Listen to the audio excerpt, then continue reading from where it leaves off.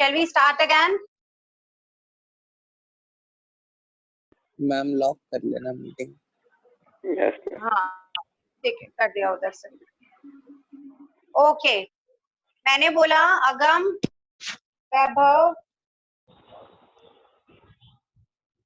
सब लोग आ गए? चलिए लेट्स गो अहेड। मैं एक बार दोबारा से बता रही हूँ, प्लीज मुझे फिर से ध्यान से सुन लो, बार बार it's very difficult. The lines will go from positive to negative. अगर हम ये इमेजिन करें कि यहाँ पे मेरा पॉजिटिव लाई करेगा और यहाँ पे मेरा फील्ड लाइंस का नेगेटिव, तो what I have to do, जो नेगेटिव चार्ज है इसके ऊपर फोर्स क्या होगा? आउटवर्ड्स, इधर लगेगा तो पॉजिटिव की तरफ, और जो ये पॉजिटिव चार्ज है इसके लिए फोर्स क्या लगेगा इस डायरेक्शन में? F plus Q। कोई अगम ऐसा माइक बंद जिसको कर यार। डायरेक्शन में प्रॉब्लम है? कोई ऐसा जिसको फोर्स की डायरेक्शन में प्रॉब्लम है? Please tell me.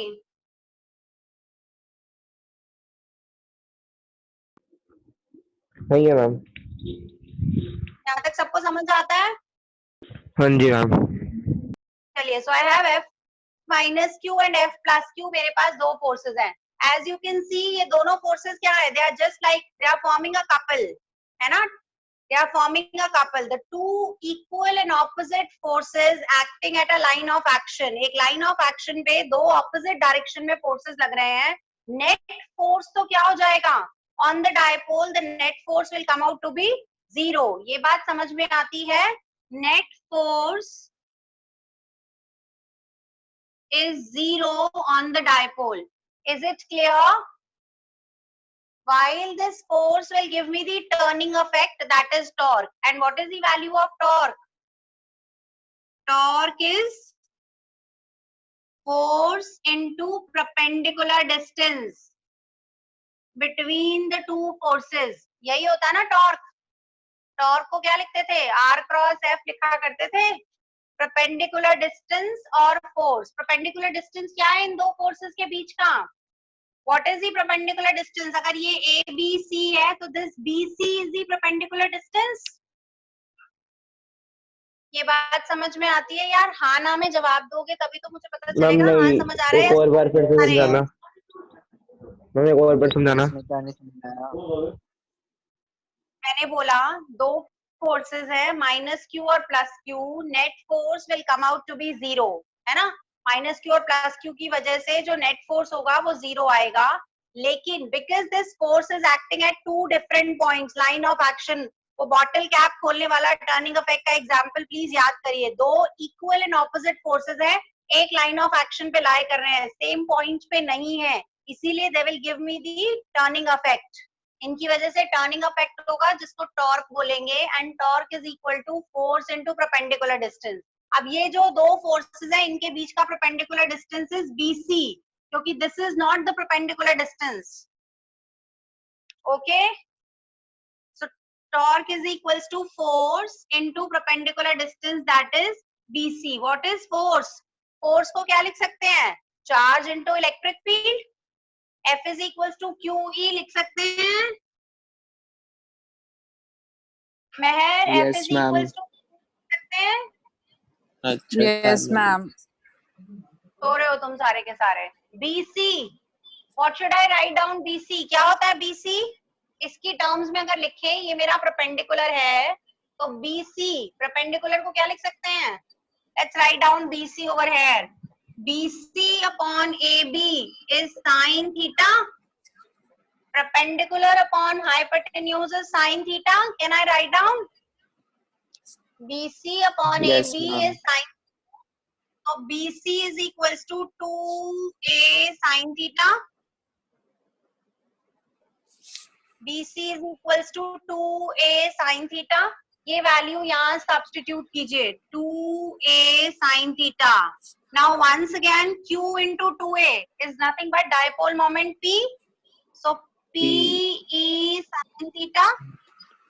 This is my torque tau. Yes, ma'am. PE sin theta. It is a cross product of two vectors. So tau is equals to P cross E. So turning effect is P E sin theta or P cross E. Let's now do the special case. Special case करिए जरा एक बारी. अगर sine theta 0 हो जाए, sine theta कब 0 होगा? जब थीटा 0 डिग्री हो. यस जब मैम. साइन थीटा कब 0 होगा? जब थीटा 0 डिग्री हो. थीटा 0 डिग्री होने का मतलब क्या है? दिस डायपोल इज मैम ये पैरेलल टू इम्पोर्टेंट डेरिवेशन है. हाँ जी, इसीलिए मैंने बोला कि आज की क्लास में मैंने सारी डेरिवेशंस करानी है, इसलिए मैंने कोई डाउट कुछ नहीं लिया. I wanted to go ahead with the derivations क्योंकि इनमें से कोई ना कोई एक आती है. ओके. साइन थीटा 0 होने का मतलब क्या है? थीटा 0. थीटा 0 मतलब ये एंगल 0. इसका मतलब ये जो डायपोल है ये फील्ड के क्या है? पैरेलल है. मेरी बात समझ में आती है? In this situation this dipole is parallel to electric field. और अगर साइन थीटा 0 हो जाए तो टाउ भी क्या हो जाएगा? 0 हो जाएगा ना, क्योंकि टाउ क्या होता है? T E sine theta. इसका मतलब टॉर्क क्या हो जाएगा? 0 हो जाएगा. या हम लिख सकते हैं लगेगा ही नहीं टॉर्क जब इलेक्ट्रिक फील्ड के पैरेलल रखोगे dipole. So wherever the dipole is parallel to the electric field there'll be no torque, there'll be no turning effect. Yes or no? और इस पोजीशन को स्टेबल इक्विलिब्रियम भी बोलते हैं. Stable equilibrium and this is parallel to field. Your dipole is parallel to field. कोई ऐसा जिसको ये बात नहीं समझ में आती? This is very important. Please ये चीजें ध्यान से कर लो और नेक्स्ट क्लास में यही होमवर्क है. पहले ये सारी की सारी डेरिवेशंस दोबारा लिखनी है. मैं ये वाली वीडियो आज ही अपलोड कर दूंगी क्योंकि आप बार बार इस रिकॉर्डिंग को देखिए और फिर ये डेरिवेशंस को याद करिए अच्छे से. ठीक है? Now moving to next one, when your theta is 9, sin theta की वैल्यू 1 हो जाए. ये मेरा केस नंबर 1 था. Now moving to case number 2. Case number 2, when your sin theta will become 1. sin theta कब 1 बनेगा भाई? 90 पे मैक्सिमम हो जाएगा ना? Correct. So theta is 90 degree and at that time tau is equal to P into E. Theta 90 मतलब dipole क्या हो गया? फील्ड के परपेंडिकुलर. ऐसे हो गया डायपोल. ठीक है?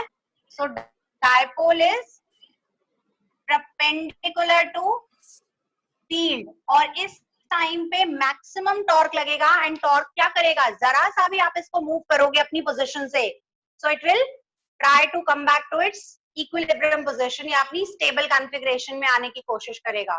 मेरी बात समझ में आती है? मैंने बोला कि इस टाइम पे मैक्सिमम टॉर्क एक्ट करेगा डायपोल पे. जरा सा भी आप इसको फ्लिप करोगे अपनी पोजीशन से तो it will try to come back to its stable position. वो अपनी स्टेबल पोजीशन पे आने की कोशिश करेगा और इसी पोजीशंस पे वो एसएचएम भी एग्जीक्यूट कराते हैं हम, है ना? इसी तरीके की पोजीशंस पे ही हम एसएचएम एग्जीक्यूट कराते हैं. हमने देखा था ना एसएचएम में क्या होता है? मैक्सिमम फोर्स लगना चाहिए तभी तो वो अपनी इक्विलिब्रियम पोजीशन को शूट करता है, फिर मीन को शूट करता चला जाता है.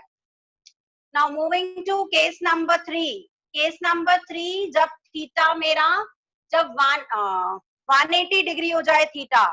अगर मैं थीटा को 180 डिग्री कर दूं तो भी तो साइन थीटा 0 हो जाएगा. एक तो पोजीशन थी थीटा 0 डिग्री. एक और पोजीशन लेते हैं, अगर थीटा 180 डिग्री हो जाए तो भी साइन थीटा 0 होगा, तब भी टॉर्क नहीं लगेगा. लेकिन उस टाइम पे ये क्या होगा? एंटी पैरेलल होगा. अभी तो ये पैरेलल टू फील्ड है. At that time it is anti parallel और anti parallel is again unstable situation. जरा सा डिस्प्लेस करिए अपनी पोजीशन से, it will try to come back to its equilibrium position. ये चीज समझ में आती है? Torque acting on a dipole in a uniform electric field. Is it clear या दोबारा बताऊं? It is clear ma'am. Let's get to next one. ये तो थी uniform electric field. Electric field uniform को कैसे रिप्रेजेंट करते हैं? पैरेलल लाइन से रिप्रेजेंट करते हैं. Let's now go with the non uniform electric field. ये वाला topic non uniform electric field का टॉपिक एनसीईआरटी में से जरूर पढ़ना है. ठीक है? इरेज कर दो इसको। मैम हाँ जी, ये मिटाओ साथ साथ। 20 के बाद लॉकडाउन अगर खुल जाए तो हो सकती है 20 के क्लासेस? बाद भाई, 3 के हाँ बाद। वो, हाँ अरे वो कह रहे हैं ना कि अभी कुछ कुछ एरियाज खोलेंगे। बाद अगर हाँ, कुछ कुछ एरिया खुल जाता है, इट इज उम्मीद वेरी नहीं है। Difficult to teach like this. I really want to have a real class, क्योंकि तभी मैं कोर्स करा पाऊंगी। इस हिसाब से कोर्स नहीं हो सकता जैसे हम कर रहे हैं। आधा तुम्हें यस समझ मैम, आता है, तभी तो। मुझे पता नहीं चलता तुम्हें कितना समझ में आ रहा है कितना नहीं। अगर ये लॉकडाउन खुल जाता है after 20th, we'll surely meet and we'll try to have regular class every day because I need to cover the course also. इस हिसाब से मैं कोर्स नहीं करा सकती हूँ, प्रैक्टिस भी नहीं करा पाऊंगी। मैम ये 3 डन। महीने वेस्ट हो गए। बोर्ड वालों को हमारा सिलेबस कम करना चाहिए। वो एंड में करेंगे ना, अभी तो थोड़ी ना कर देंगे। अभी कोई डिसीजन नहीं है, कुछ नहीं पता। क्या पता कौन सा चैप्टर काटेंगे, कैसे काटेंगे, किसको काट भी नहीं सकते हैं, क्योंकि कोर्स में बहुत सारी चीजें ऐसी हैं जो आपके एंट्रेंस केमिस्ट्री का तो एग्जाम्स में बढ़ा आती दिया। हैं। केमिस्ट्री का बढ़ा दिया। पढ़ा दिया? फिजिक्स का एक नहीं बढ़ा पढ़ा? दिया। दो ग्रुप ब्लॉक्स बढ़ा एक्स्ट्रा दिया आए हैं ग्रुप और में। एक सॉलिड स्टेट। एक्स्ट्रा है जो पिछले में नहीं आया था, इस बार आ रहा है। सही बात। नहीं, फिजिक्स का पहली तो बार कुछ नहीं सक्षम पढ़ा। पता है। सेम, बिल्कुल सब कुछ शुक्र है। सेम है। तो let's get to dipole in non uniform electric field. Next topic करते हैं, dipole in non uniform electric field. Let's get to dipole in a non uniform electric field. अभी तक तो मेरे पास यूनिफॉर्म इलेक्ट्रिक फील्ड थी, और क्योंकि यूनिफॉर्म इलेक्ट्रिक फील्ड थी तो जितनी फील्ड यहाँ है उतनी फील्ड यहाँ थी, उतनी फील्ड यहाँ है ना। अगर नॉन यूनिफॉर्म इलेक्ट्रिक फील्ड है, एंड लेट्स कंसिडर कि इलेक्ट्रिक फील्ड की डायरेक्शन जो है वो इंक्रीजिंग इस डायरेक्शन में है ना, ये अज्यूम करते हैं कि इलेक्ट्रिक फील्ड जो है वो इस डायरेक्शन में इंक्रीज कर रही है। तो अगर इस डायरेक्शन में इंक्रीज कर रही है तो मेरे माइनस क्यू और प्लस क्यू दोनों के पास सेम फोर्स तो नहीं लगेगा। ये बात समझ में आती है? अगर ये मैंने यहाँ पे माइनस क्यू रखा, यहाँ पे प्लस क्यू रखा, this is direction of increasing electric field. ये मेरा डायपोल है, ये मैंने ऐसे रखा डायपोल को पैरेलल। पहला केस करा रही हूँ, पैरेलल टू इलेक्ट्रिक फील्ड। ठीक है, मैंने डायपोल को पैरेलल टू इलेक्ट्रिक फील्ड रखा है फर्स्ट केस में। दैट मीन्स थीटा को क्या लिया है, 0 डिग्री ले लिया, पैरेलल टू इलेक्ट्रिक फील्ड रखा, और ये मेरी direction of increasing electric field है। मुझे पता है माइनस क्यू के ऊपर फोर्स जो है वो इस डायरेक्शन में लगेगा, और प्लस क्यू के ऊपर फोर्स जो है वो इस डायरेक्शन में लगेगा। अगर ये यूनिफॉर्म इलेक्ट्रिक फील्ड होती तो ये दोनों फोर्सेस बराबर होते, और net force acting on my dipole is 0। इस सिचुएशन में क्योंकि ये पैरेलल टू इलेक्ट्रिक फील्ड रखा था तो फोर्स और टॉर्क दोनों 0 होते। ये बात समझ में आती है जो मैंने बोली? यस और नो? सक्षम तो मैसेज कर ही जा रहा है मैम इंस्टाग्राम पे सक्षम तो। शाबाश, बहुत ही बढ़िया। फिर क्लास लगाने की जरूरत ही क्या है, छोड़ दो, रहने देते हैं, बंद करते हैं। अपनी टाइम एंड एनर्जी क्यों वेस्ट कर रहे हैं हम? मैंने जो बात अभी अभी बताई, एक बार जरा फटाफट से कार्तिक मुझे ब्रीफ कर दे, क्या बोला मैंने?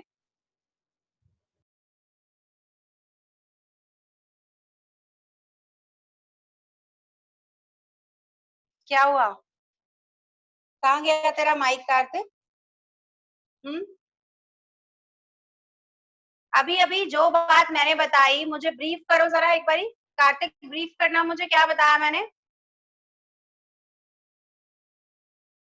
शाबाश, बहुत बढ़िया। उद्भव मुझे ब्रीफ करियो जरा, क्या बताया मैंने अभी अभी?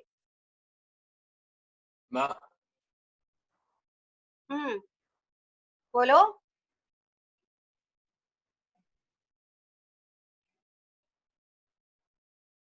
सबकी आवाज गुम हो गई है।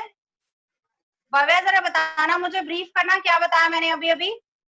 हम आपने फर्स्ट केस में लिया है, अगर डायपोल पैरेलल होगा इलेक्ट्रिक फील्ड के तो थीटा हम 0 लेंगे। Very good. फिर दो चार्जेस हमने सपोज किए माइनस क्यू प्लस क्यू, और माइनस क्यू की डायरेक्शन आपने एफ माइनस क्यू से रिप्रेजेंट कर दिया और उसकी एफ प्लस क्यू से।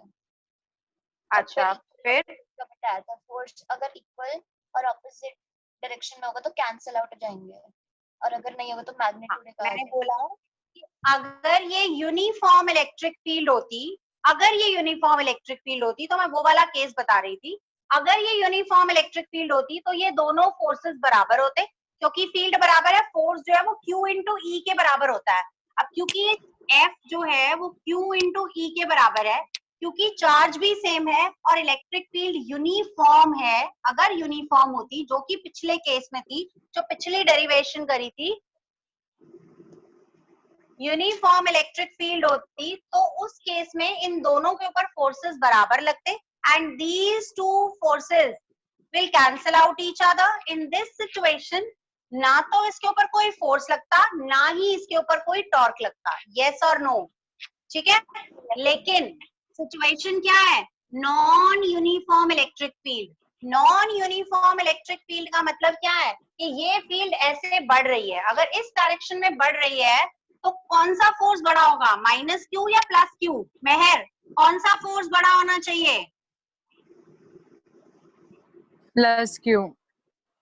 Plus Q. So F plus Q is greater than F minus Q. ये बात समझ में आती है? तो net force on the dipole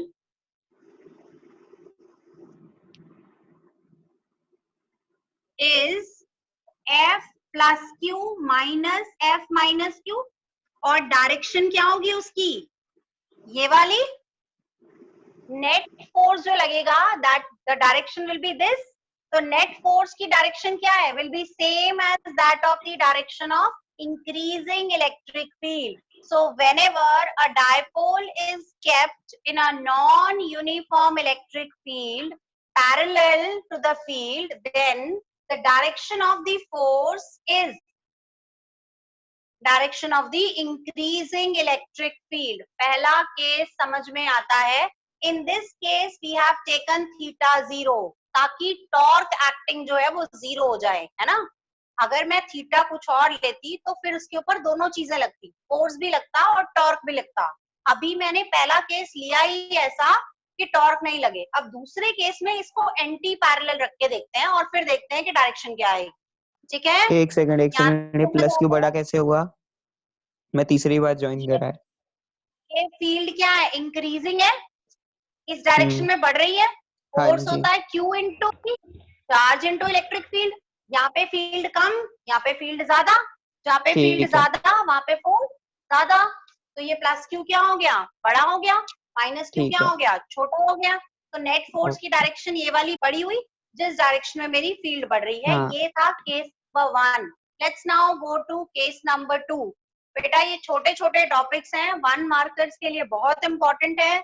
अभी नहीं समझोगे बाद में फिर कुछ समझ नहीं आएगा, फिर लेके बैठे रहना कोर्स को। Let's get to second one. Second case, anti-parallel. Theta 180 degree. फिर से ये मेरी डायरेक्शन ऑफ इंक्रीजिंग फील्ड, ठीक है। So this is the direction of increasing field.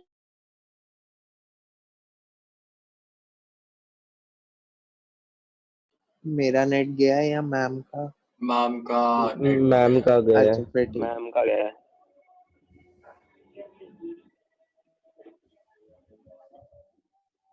तुझे आवाज आ रही है? अब आई नहीं मैम अभी नहीं ये आ रही। अब आ रही है। आ रही है। वैभव, आ रही है मैम, वैभव अब को आ आवाज रही आ है। रही है? हाँ जी। सर, मुझे फोर्स की डायरेक्शन बताइए। प्लस क्यू पे फोर्स की कौन सी डायरेक्शन होगी? आउटवर्ड। क्यों आउटवर्ड्स भाई? ये इलेक्ट्रिक फील्ड का पॉजिटिव माने, ये इलेक्ट्रिक फील्ड का नेगेटिव माने। ठीक है। So this is invert F plus Q ठीक है। And this is F minus Q. इन दोनों में से कौन सा फोर्स बड़ा है? इन दोनों में से कौन सा फोर्स बड़ा है? F माइनस माइनस क्यू वाला। Minus Q is greater than F plus Q. Yes. Net force क्या हो गया? F minus Q minus F plus Q. और डायरेक्शन क्या हो गई, ये वाली हो गई, ये वाली हो गई अपोजिट। हाँ, तो this is opposite to the increasing electric field. तो नेट फोर्स की direction is opposite to the direction of increasing electric field whenever the dipole is kept anti-parallel to the electric field। ये बात समझ में आती है, यहाँ समझ में आता है? हाँ जी। Let's now do the last case, case number 3, जो कि हमारे सिलेबस का पार्ट नहीं है, ठीक है, सीबीएसई में इंक्लूडेड नहीं है। केस नंबर 3 कहता है कि अभी तक आपने रखा था थीटा 0, अगर कोई और थीटा हो, if theta is not 0, if theta is any other angle, then on your dipole there will be two things acting, एक तो फोर्स और दूसरा आपका टॉर्क। दोनों चीजें एक साथ एक्ट करेंगी, फोर्स भी लगेगा और टॉर्क भी लगेगा, which is not part of our course। मेरी बात समझ में आती है? इस सिचुएशन में टॉर्क नहीं लगता क्योंकि थीटा 0 है। अगर मैं डायपोल को किसी और एंगल पे रख दूं और इंक्रीजिंग इलेक्ट्रिक फील्ड में रखूं, तो मेरे डायपोल के ऊपर फोर्स भी लगेगा और टॉर्क भी लगेगा, दैट इज